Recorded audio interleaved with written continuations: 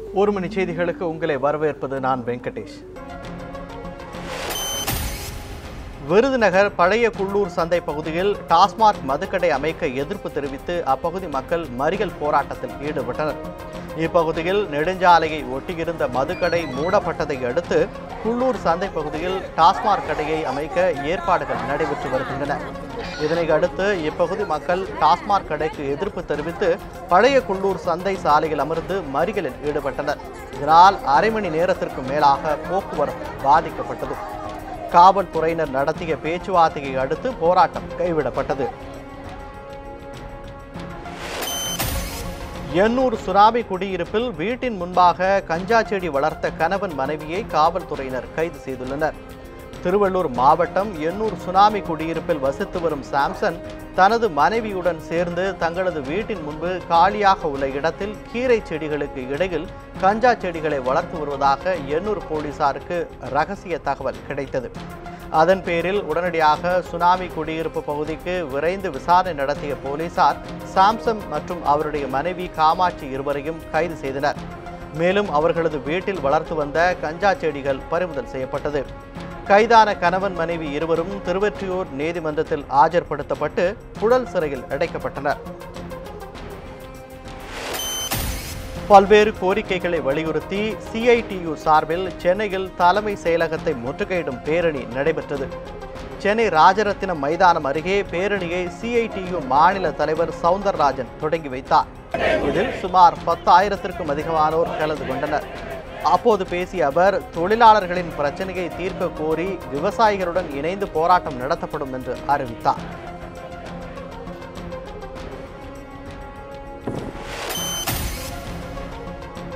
தர்மபுரி மாவட்டம் பாப்பாரப்பட்டி அருகே உள்ள மலை கிராமத்தில் தலைவிரித்தாடும் தண்ணீர் பிரச்சனையால் அங்குள்ள இளைஞர்களுக்கு பெண் கொடுக்க அப்பகுதி மக்கள் தயங்குவதாக தகவல் வெளியாகியுள்ளது.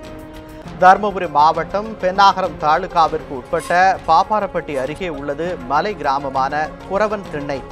இங்கு சுமார் 500 பேர் வசித்து வருகின்றனர். கடும் வறட்சி காரணமாக இங்குள்ள மக்களுக்கு குடிநீர் கிடைக்காத நிலை ஏற்பட்டுள்ளது. இதன் காரணமாக பல கிலோமீட்டர் தொலைவுக்கு சென்று குரவன் திண்ணை கிராம பெண்கள் தண்ணீர் கொண்டு வருகின்றனர்.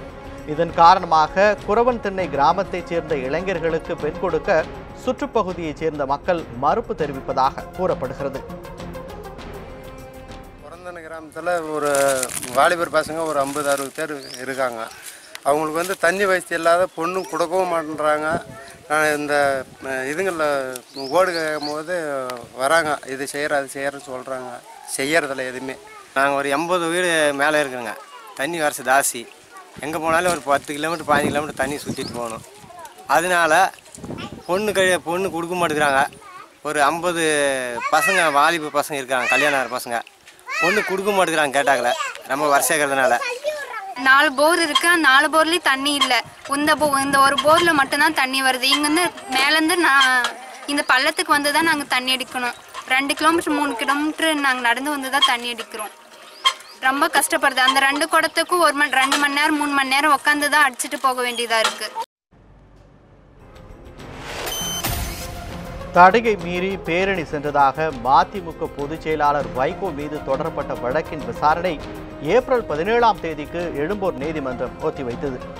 கடந்த 2007ஆம் ஆண்டு விடுதலை புலிகளின் செய்தி தொடர்பாளர் தமிழ்ச்செல்வன் கொல்லப்பட்டதற்கு கண்டனம் தெரிவித்து சென்னை சேப்பாக்கத்தில் வைகோ தடையை மீறி பேரணியாக சென்றார். இது தொடர்பாக திருவல்லிக்கேணி போலீசார் வைகோ மீது வழக்கு பதிவு செய்தனர். இந்த வழக்கின் விசாரணை எழும்பூர் பெருநகர குற்றவியல் 13வது நடுவர் நீதிமன்றத்தில் இன்று விசாரணைக்கு வந்தது. வழக்கை விசாரித்த நடுவர் கோபிநாத் இந்த வழக்கின் விசாரணையை ஏப்ரல் 17ஆம் தேதிக்கு ஒத்திவைத்தார்.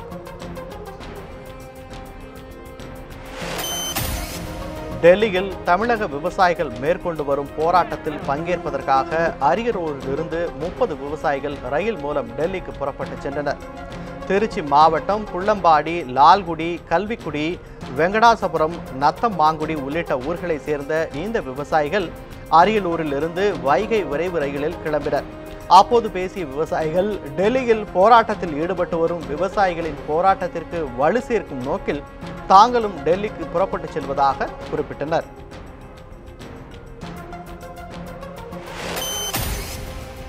உச்சநீதிமன்ற தீர்ப்பின் அடிப்படையில் புதுச்சேரி நெடுஞ்சாலைகளில் உள்ள 164 கடைகளை மூடுவதன் மூலம் ஆண்டுக்கு 200 கோடி ரூபாய் அரசுக்கு இழப்பு ஏற்படுவதாக முதல்வர் நாராயணசாமி தெரிவித்துள்ளார். புதுச்சேரியில் முதலமைச்சர் நாராயணசாமி தலைமையில் அமைச்சரவை கூட்டம் நடைபெற்றது. கூட்டத்திற்கு பிறகு செய்தியாளர்களிடம் பேசிய முதல்வர், உச்சநீதிமன்ற தீர்ப்பின்படி புதுச்சேரி மாநிலத்தில் 164 மதுபான கடைகள் மூடப்பட்டுள்ளது என்றும் இந்த கடைகளை பொதுமக்களுக்கு பாதிப்பு ஏற்படாத வகையில் வேறு இடத்திற்கு மாற்றி அமைப்பது தொடர்பாக கூட்டத்தில் ஆலோசிக்கப்பட்டதாகவும் தெரிவித்தார். மொத்தம் புதுச்சேரியில் உள்ள